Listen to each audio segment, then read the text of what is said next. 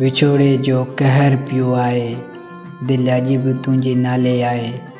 तूं परे थी वएं त छा थियो, यादि अञा बि साण हले थी।